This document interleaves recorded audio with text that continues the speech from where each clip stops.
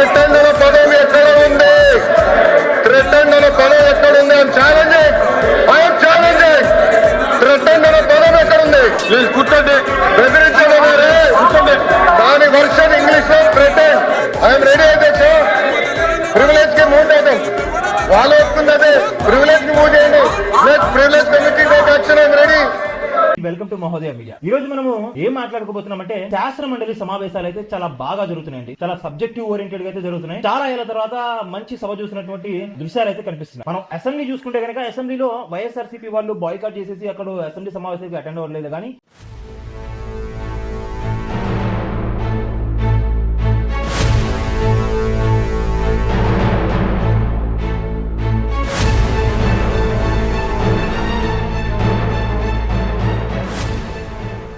శాసన మండలిలో మాత్రం అటెండ్ అవుతున్నారు. శాసన మండలిలో అటెండ్ అవడానికి కారణం ఏంటంటే సంఖ్యాపరంగా వాళ్ళే అధికంగా ఉన్నారు. దాంట్లో 35 సీట్లు ఏమో ఉన్నాయి వాళ్ళకి. సో అక్కడ సబ్జెక్టివ్ ఓరియంటెడ్ డిస్కషన్స్ అనేవి చాలా బాగా జరుగుతూ ఉన్నాయి. అట్ ద సేమ్ టైం వాళ్ళు పెట్టే క్వశ్చన్స్ కూడా ఎలా ఉన్నాయంటే ఇరకాటంలో పడేసేలా ఉన్నాయి కూటమి ప్రభుత్వాన్ని మొత్తం కూడా. అందుకనే శాసనసభకి ఎలాగో వీళ్ళు రావట్లేదు, శాసన మండలికే వస్తున్నారని చెప్పేసి టీడీపీ వాళ్ళు కూడా అక్కడ కూడా మనం గట్టిగా అనిపించాలి, మనం వెళ్లకుండా ఉంటే కనుక మామూలు తూతూ మంత్రంగా వెళ్ళేసి మనం అటెండ్ అయితే ప్రజలకి రాంగ్ సంకేతాలు వెళ్తాయి, వాళ్ళు బలంగా వాళ్ళ యొక్క వాయిస్ ని వినిపించే అవకాశం ఉందని చెప్పి సో శాసనసభకి ఎక్కువ మొత్తంలో టైం కేటాయించకుండా మంత్రులు ఎవరైతే కేబినెట్ హోదాలో ఉన్నారో వాళ్ళందరూ కూడా శాసన మండలిపై ఎక్కువ ఫోకస్ చేస్తున్నారు. At the same time YSRCP వాళ్ళు కూడా మంచి మంచి క్వశ్చన్స్ సంధిస్తున్నారు. 2 days బ్యాక్ బొత్స సత్యనారాయణ గారు అయితే లోకేష్ గారికి స్ట్రైట్ గా క్వశ్చన్ అయితే సంధించడం జరిగింది. మీ విద్యాశాఖలో వైస్ ఛాన్సలర్స్ గా 34 మంది ఉంటే వాళ్ళ 34 మందిని బలవంతంగా వాళ్ళ పదవీ కాలం ఇంకా ఉన్నా గానీ తొలగించేలాగా చేశారు, వాళ్ళని అలా ఒత్తిడి తీసుకొచ్చారని చెప్పి అన్నారు. దానికి ఏమో సవాల్ అంటూ లోకేష్ గారు కూడా పైకి వెళ్ళడం ఇలా మొత్తం కూడా జరిగింది. బొత్స గారు థ్రెటన్ అనే పదం ఉన్నది ఇంట్లో మెంబర్స్ అడుగుతున్నా సార్ అధ్యక్ష చూడండి ఏమంటే నుంచోమంటాడు. బొత్స గారు నుంచోండి. అక్కడ ఎవరికి ఎనర్జీ లేదు నుంచునేదానికి, ఎవరికి ఎనర్జీ లేదు అన్నిటి నుంచోమంటాడు. థ్రెటన్ అనే పదం ఎక్కడ ఉంది? థ్రెటన్ అనే పదం ఎక్కడ ఉంది? I'm challenging. థ్రెటన్ అనే పదం ఎక్కడ ఉంది? ప్లీజ్ కూర్చోండి. బెదిరించమన్నారే కూర్చోండి. దాని వర్షన్ ఇంగ్లీష్ లో థ్రెటన్. ఐఎమ్ రెడీ అధ్యక్ష. ప్రివిలేజ్ కి మూవ్ అవుతాం. వాళ్ళు వస్తుంది అదే ప్రివిలేజ్ కి మూవ్ చేయండి. Privilege committee take action. I'm ready.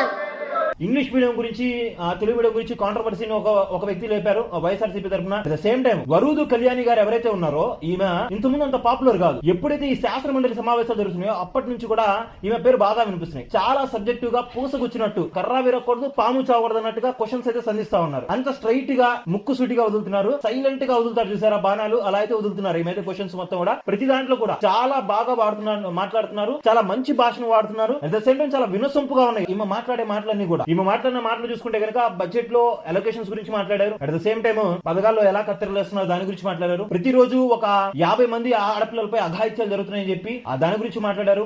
ఈ మొత్తం మాట్లాడేటప్పుడు టీడీపీ వాళ్ళ కూటమి ప్రభుత్వం వాళ్ళ ఫేసెస్ చూడాలి మనం ఒకసారి. చాలా అంటే చాలా ట్రబుల్ ఫీల్ అయ్యారు వాళ్ళైతే. వీటన్నిటి కూడా ఎలా ట్యాకిల్ చేయాలి, ఎలా కౌంటర్ చేయాలి, వీళ్ళ దగ్గర అయితే ఆన్సర్స్ లేవు. ఇలా చాలా బాగా ఇరకాటంలో అయితే పెడుతున్నారు. ఇలా చాలా హుందాగా సాగుతున్నాయి శాసన మండలి సమావేశాలు మొత్తం కూడా. దీంట్లో సబ్జెక్ట్ కి ఆన్సర్ ఉంటే ఓకే, ఆన్సర్ లేకపోతే ఏం చేస్తున్నారంటే అటుపక్క కూటమి ప్రభుత్వం వాళ్ళు కూడా ఎక్కువగా వీళ్ళు ఒకటి చూపిస్తామంటే వాళ్ళు 100 చూపిస్తా ఉన్నారు. స్ట్రైట్ గా ఆన్సర్ చెప్పేస్తే ఓకే, వీళ్ళు స్ట్రైట్ గా ఆన్సర్ చెప్పకుండా ఇప్పుడు ఫర్ ఎగ్జాంపుల్ వైస్ ఛాన్సలర్స్ తీసాము, దాని గురించి ఈయన అడిగితే బొత్స సత్యనారాయణ గారు నారా లోకేష్ గారు ఏం చెప్తున్నారంటే మీ హయాంలో దళితులపై దాడులు జరిగినాయి, దాని గురించి కూడా చర్చ చేద్దాం, ఇది మాట్లాడదాం అది మాట్లాడదాం చెప్పి ఆయన అంటున్నారు. ఇంకేం చేస్తారు వాళ్ళు కూడా సైడ్ అయిపోతారు, అలా చేసేస్తున్నారు. సో మొత్తానికి అయితే చాలా బాగా జరుగుతున్నాయి సమావేశాలు మొత్తం కూడా శాసనమండలి సమావేశాలు. కాకపోతే సబ్జెక్టివ్ క్వశ్చన్స్ అయితే అప్లై చేస్తున్నారు వైఎస్ఆర్సీపీ వాళ్ళు. వాళ్ళ తరపు నుంచి దానికి ఆబ్జెక్టివ్ క్వశ్చన్స్ కూడా వస్తే బాగుంటాయి, కానీ వాళ్ళ దగ్గర ఆన్సర్ ఉంటేనేమో ఆన్సర్ చేస్తున్నారు.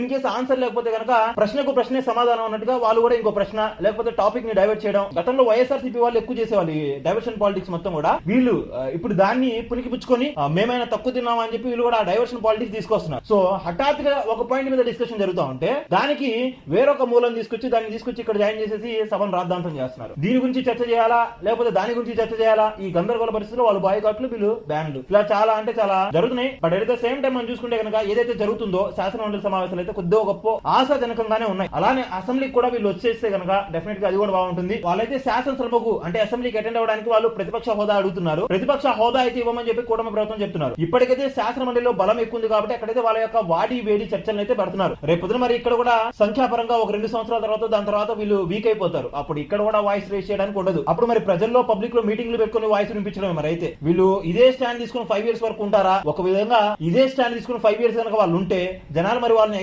యాక్సెప్ట్ చేస్తారా? జగన్మోహన్ రెడ్డి గారు చెప్పే మాటల్ని, వైఎస్ఆర్సీపీ వాళ్ళు చెప్పే మాటల్ని ఎందాకైనా వింటారు వీళ్ళు? అలా వింటూ ఉంటారా? లేకపోతే వాళ్ళని వ్యతిరేకిస్తారా?